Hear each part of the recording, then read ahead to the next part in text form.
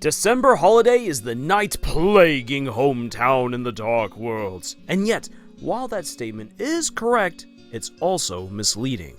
Much like most of what's happening in Toby Fox's Deltarune, there are layers upon layers of meaning and numerous schemes playing out before our very eyes. But we are easily distracted and bamboozled with shiny stuff like shipping and divorced parent drama. Yes, that stuff is important and it's good to talk about, but if we want to really understand what's going on in the game, we must consider the knights.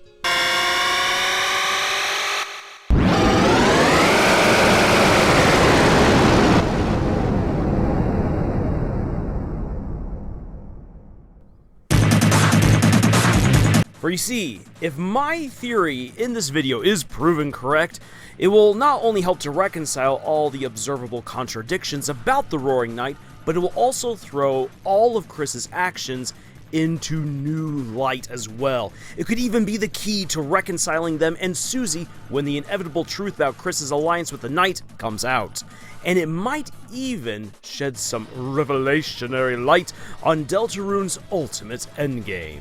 Hi there everyone, Lars here from Camille's Harem, a channel for novice authors by novice authors, because writing is an adventure, it's more fun with friends, and it's finally the month of Halloween! I thought to help celebrate this spooky month, I dive into a dark and horrifying theory about Death's Holiday, the Roaring Knight, Kris, and the terrifying plot that we get a pretty clear glimpse of in chapters 3 and 4.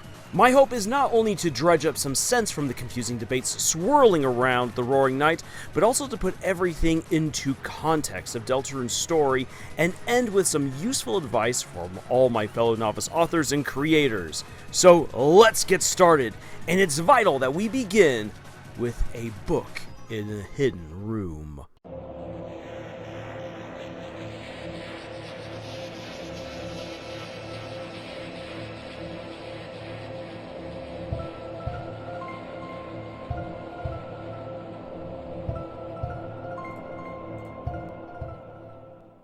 We need to start here because what we discover from this little book, and a fragment of the prophecy, and the ancestor recounting in jumbled words what happened when the kids went into the forest, all come together to reveal something curious and vital to my theory.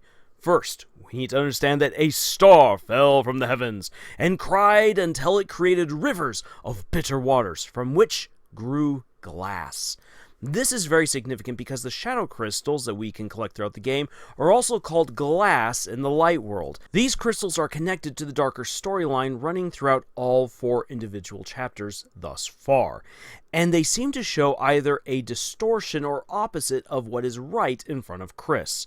Now, while we do not know if this passage is itself part of the prophecy, or just a bit of ancient history leading to the prophecy, or part of Gerson's story trying to make sense of everything, it is nevertheless essential, in no small part because it potentially puts the prophecy into a very different context, but also because it is in the same room as the reference to when Kris, Des, Asriel, and Noelle followed the crawling tail of the demon into the woods, the incident when Des vanished and everything came apart for the dreamer and holiday families. The reason why I say it's important to start here is because the children fell afoul of something way more ancient, a far older story and magic than anything that we were prepared for going into this chapter.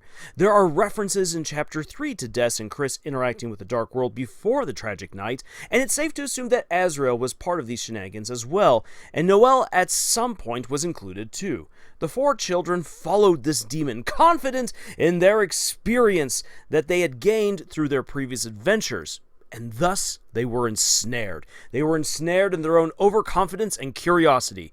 Des disappeared without a trace, Noelle suppressed the memory, and either at the same time or shortly thereafter, Kris was turned into the cage and made the vessel for the player's soul. Asgore lost his job, sparking an already laid fuse in his marriage with Toriel.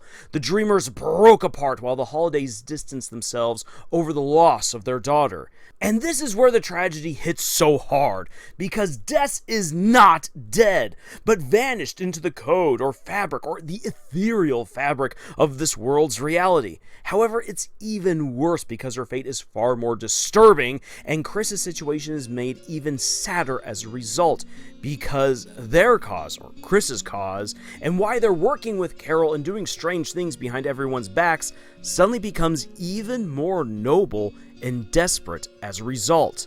That's because Des Holiday is the knight, but Des is also trapped in the game's code and unable to escape.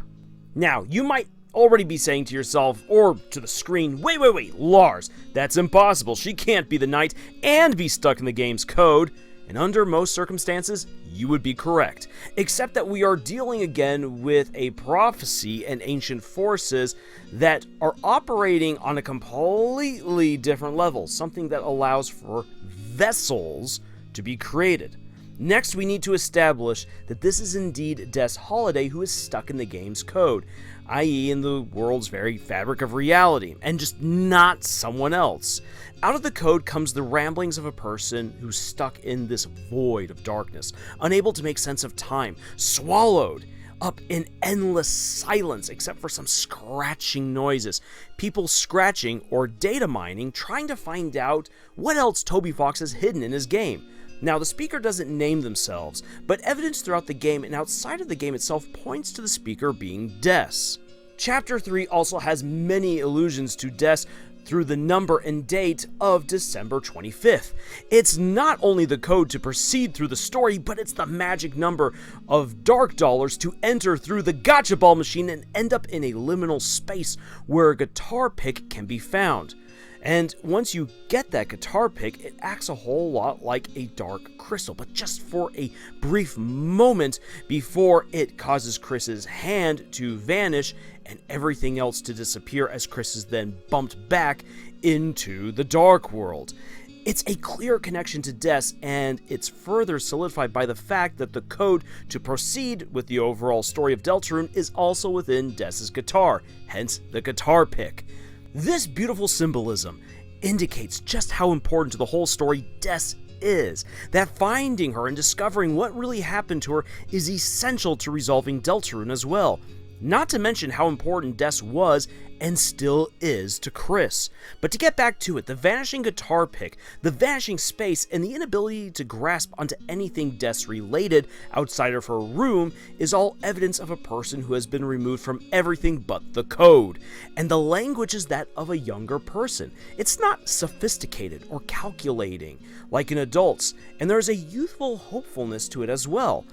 Des has been removed, so she isn't dead. Now, we've considered that this means that she's vanished entirely from the light world, but I argue that in a mirrored image to Kris's situation, only her soul was banished into the dark and game's code. Her body, however, was left behind to be inhabited by a demon.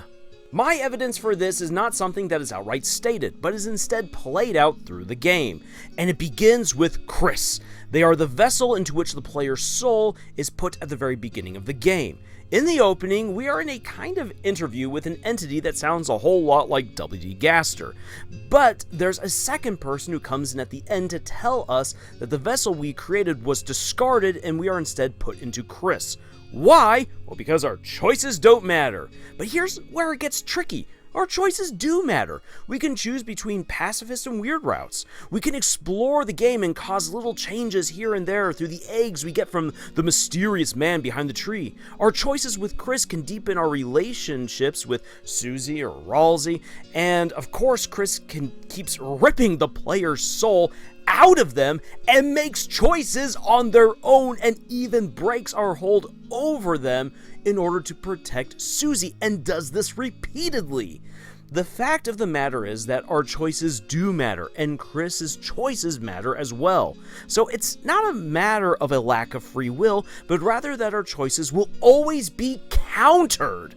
by someone with the power to ensure that their will overtakes our own. And that is because we are dealing with foes with access to those same ancient unknowable powers that I mentioned previously. Des is the vessel for this, and the hostage for the demon or demons to ensure that the prophecy of Deltarune plays out as it should. Now, to point out some physical evidence for this, we know that Des is supposed to be left-handed, but everyone says that Des can't be the Roaring Knight, points to how the Knight uses their right hand for attacks. But here's the thing, the Knight is constantly wielding her sword with her left hand. This is highly reminiscent of something we've seen with Kris. Kris can play the piano, but when the player tries to do it, they fail. We are shoddy drivers of our own vessel, whereas the demon controlling Des's body is far more capable. And think about how the Knight acts goofy and almost animal-like when alone. It's because something not human or even more monstrous than your typical monster is controlling it.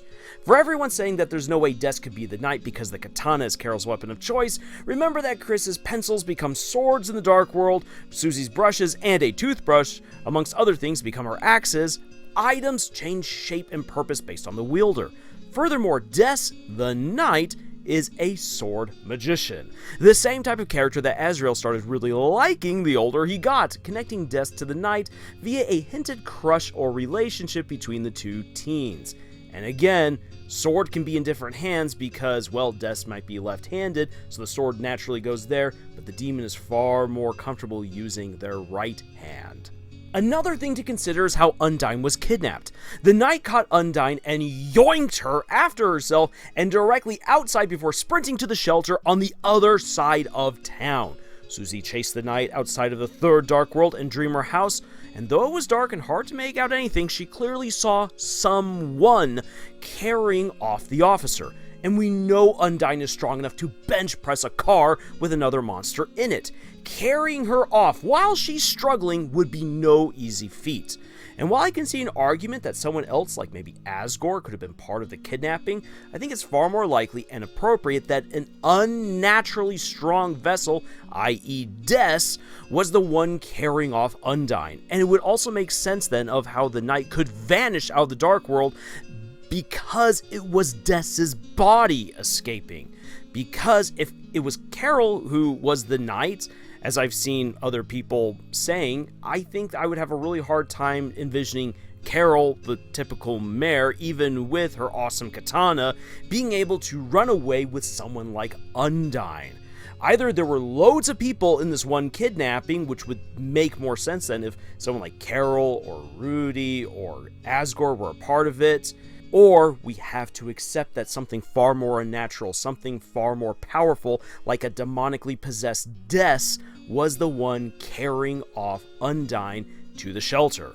Now, for the final piece before we bring it all together, because Kris can already remove the player's soul and is acting as their own agent within the game, it makes less sense why Kris would work with Spamton in Chapter 2 to find a way to sever their strings. Furthermore, Kris needs the player's soul to proceed with their joint plans with Carol, or even to help out Susie.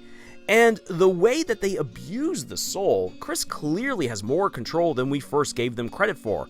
However, their conspiring with Spamton starts making a whole lot more sense when we think about Kris wanting to free Des's body from the demon's control. It also aligns better with Spamton getting his final string severed by someone else and falling helplessly, lifelessly even to the ground.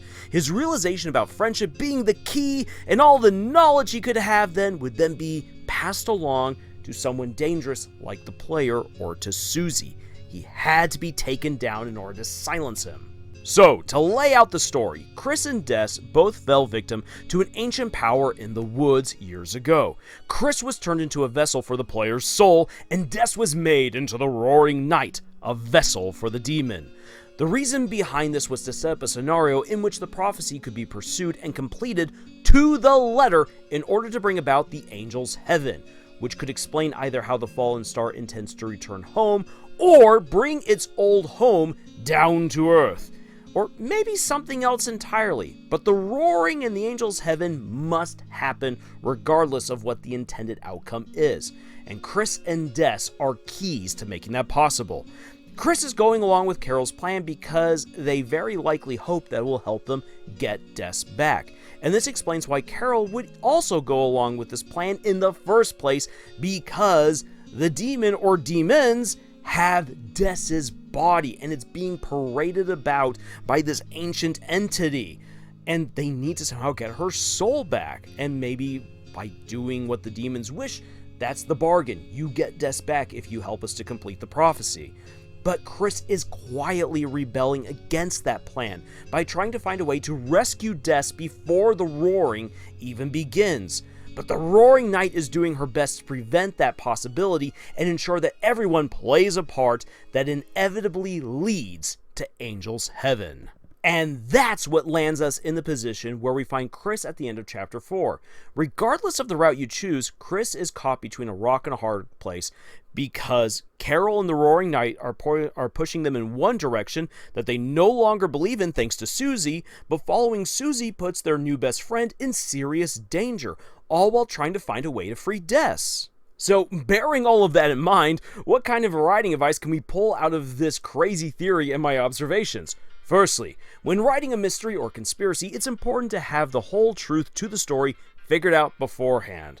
From that one story, spin out credible possibilities and storylines that your readers, viewers, players, whatever, will believe. Feed to them the details that would support those possibilities while teasing them with other clues, which could be red herrings or vital components to what the real truth is.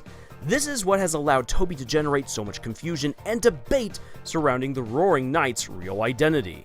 Secondly, it's important to establish the rules of your world, but it's not always necessary to spell all of them out. Allow your audience to explore them through the actions of the characters. The Roaring Knight is shrouded in mystery largely because we are missing critical lore and world building that explains the full purpose behind the vessels and their creation process. Not telling your audience everything up front allows you to craft further mysteries or to build up tensions as the narrative progresses, simply because your audience doesn't have enough information. In those instances, it's important to have strongly written characters to tide the audience over until they have everything you've planned to reveal. This is why characters like Susie, Ralsei, and Kris have way more emphasis and care given to them than anyone back in Undertale. It's not just because the time that we spend with them that we get to know them so well, but because they have to carry the narrative where we aren't just simply playing to survive throughout the game. There's mysteries to solve, relationships to take care of, which require a great emphasis on a core cast of characters. Lastly, do not be afraid to hold back critical information in your stories. It is a learned skill to find out how much is enough, and you don't want to give away everything as well. Simultaneously, as the narrative expands and builds to a crescendo and a great revelation, you want to make sure that all the building blocks have already been put in place to make sense of the conclusion. This allows and encourages your audience to theorize and speculate, increasing engagement with your story, which is a very good thing. Sometimes they might figure it out ahead of time, sometimes they won't, and if they do figure it out, awesome, that means that they were paying attention. That doesn't mean that you're a lazy writer, if you have managed to strike the balance just right. In the case of Des as the Roaring Knight, we'll just have to wait and see, but I feel like this theory of all of them makes a lot of sense because of how it's able to incorporate the fringe clues and the main elements that we've seen so far within the game. And it works with the established rules and darker elements and themes that have already been introduced in Deltarune. Or maybe the Roaring Knight was just the friends that we made along the way. Or maybe it's Gaster, or Susie's evil twin. In any case, I want to hear your thoughts now in the comments. And I have one more spooky Deltarune video to crank out before this month is over. So make sure that you've subscribed and click the bell icon to be notified for when it drops. In the meantime, if you'd like to further support what I do here on YouTube, please check out the books that I've published and buy a copy. The links for them are in the description below. Thank you so much for joining me on this scary adventure that we call writing, and until the next video, y'all, tschüss. You're too bright. I've an engine that still runs. Roaring Knight, I'll get her done with the force. I'll crush your rising star. Don't forget, I'll hit you with my car.